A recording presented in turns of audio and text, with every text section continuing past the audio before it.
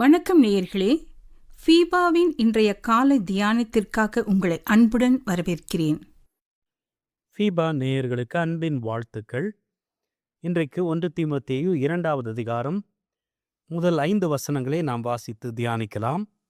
நான் பிரதானமாய் சொல்லுகிற புத்தி என்னவெனில், எல்லா மனுஷருக்காகவும் விண்ணப்பங்களையும் ஜெபங்களையும் வேண்டுதல்களையும் ஸ்தோத்திரங்களையும் பண்ண வேண்டும். நாம் எல்லா பக்தியோடும் நல்லொழுக்கத்தோடும் கலகமில்லாமல் அமைதலுள்ள ஜீவனம் பண்ணும்படிக்கு ராஜாக்களுக்காகவும் அதிகாரமுள்ள யாவருக்காகவும் அப்படியே செய்ய வேண்டும். நம்முடைய இரட்சகராகிய தேவனுக்கு முன்பாக அது நன்மையும் பிரியமுமாய் இருக்கிறது.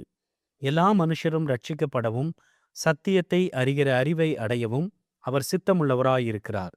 தேவன் ஒருவரே, தேவனுக்கும் மனுஷருக்கும் மத்தியஸ்தரும் ஒருவரே. இங்கே முதல் வசனத்திலே விண்ணப்பங்கள், ஜெபம், வேண்டுதல், ஸ்தோத்திரம் என்று பல வார்த்தைகளிலே குறிக்கப்பட்டிருந்தாலும் அவைகளெல்லாம் ஜெபத்தை தான் குறிக்கக்கூடியதாக இருக்கிறது. இழந்து போன மக்களுக்காக ஜெபிப்பது ஒவ்வொரு தேவ பிள்ளையின் கடமை. இதிலே எபேசு சபை தவறி போயிருக்க கூடும். எனவேதான் பவுல் அவர்களுக்கு இதனை முதல் ஆலோசனையாக அல்லது புத்திமதியாக கூறுகிறார். யார் யாருக்காக ஜெபிக்க வேண்டும் என்று சொன்னால், அதிகாரிகளுக்காக, ராஜாக்களுக்காக ஜெபிக்க வேண்டும் என்று சொல்லுகிறார். அங்கே அநீதியுள்ள அதிகாரிகள் இருப்பார்கள், நீதியான அதிகாரிகளும் இருப்பார்கள். சாதகமான அதிகாரிகள் இருப்பார்கள், சாதகமற்ற அதிகாரிகள் இருக்கக்கூடும். இவர்களுக்காக ஜெபிப்பது கிறிஸ்தவர்களாகிய நம்முடைய கடமை. இப்பேற்பட்ட அதிகாரிகளின் செயல்கள் அனைத்து குடிமக்களையும் பாதிக்கக்கூடிய ஒன்றாய் காணப்படும். பல இடங்களிலே சூழ்நிலை கடுமையானதாக, சாதகமற்றதாக இருப்பினும் ஆண்டவருக்காக உண்மையாக இருக்கும் மக்கள் உள்ளனர். இழந்து போன மக்கள் மீது எபேசு சபையினருக்கு ஒரு மனதுருக்கம் தேவை எனவும், அவர்தம் வேதனை மற்றும் துயரத்தின் ஆழத்தை அறிந்தவர்களாக அவர்களது மன மாற்றத்திற்காக வேண்டுதல் செய்ய வேண்டும் என்றும் அப்போஸ்தலனாகிய பவுல் குறிப்பிடுகிறார். கலகமில்லாத என்ற வார்த்தை வெளியேருந்து ஏற்படும் பிரச்சனைகளை குறிக்கின்றது. அமைதலுள்ள என்பது உள்ளான பிரச்சனைகள் இன்றி வாழ்வதை குறிக்கிறது.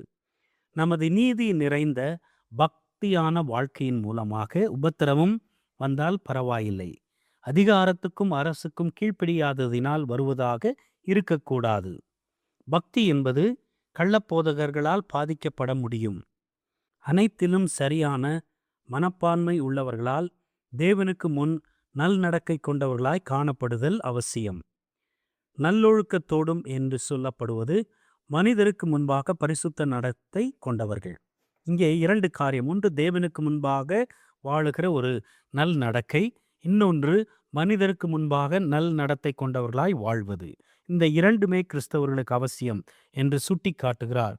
இதை சுட்டி காட்டிவிட்டு அனைவரும் ரட்சிக்கப்பட வேண்டும் என்று சொல்லுகிறார்.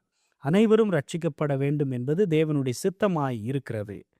அதை தேவன் நம்முடைய சுய சித்தத்திற்கு விட்டு கொடுக்கிறார். கட்டாயப்படுத்தி அனைவரையும் அவர் மாற்றுவதில்லை.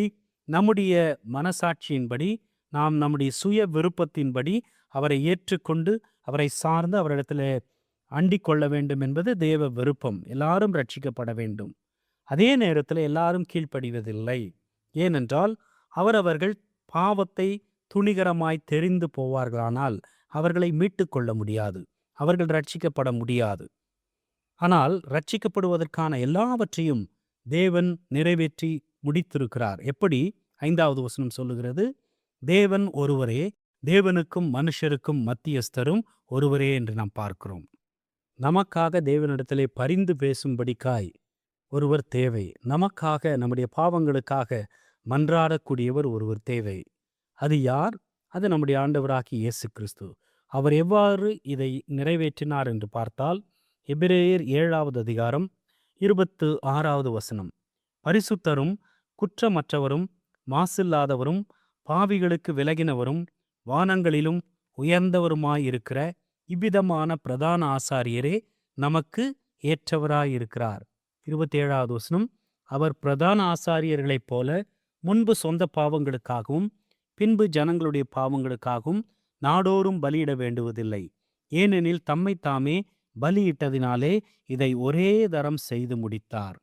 ஆண்டவர் நமக்காக தம்மை தாமே பலியிட்டதின் மூலமாய் மகா பிரதான ஆசாரியராக தன்னுடைய சொந்த இரத்தத்தை எடுத்து நம்முடைய பாவங்களுக்கு பிராயச்சித்தம் செய்து நம்மை மீட்டு கொள்ளுகிற ஒரே மத்தியஸ்தர் நம்முடைய ஆண்டவராகிய இயேசு கிறிஸ்து தான்.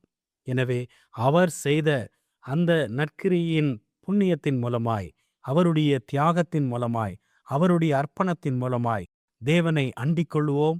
நாம் ரட்சிக்கப்படுவோம், அவருடைய பிள்ளைகளாக மாற்றப்படுவோம். தேவன் தாமே நம்மை ஆசீர்வதிப்பாராக. இன்றைய காலை தியானத்தில் பங்கேற்றமைக்காக நன்றி. உங்களது கருத்துக்களை பகிர்ந்து கொள்ளவோ மேலும் விவரங்கள் அறிந்து கொள்ளவோ 9458585042 என்ற எண்ணிற்கோ அல்லது info@fibaonline.org தொடர்பு கொள்ளவும். தேவன் தாமே உங்களை ஆசீர்வதிப்பாராக. ஆமேன்.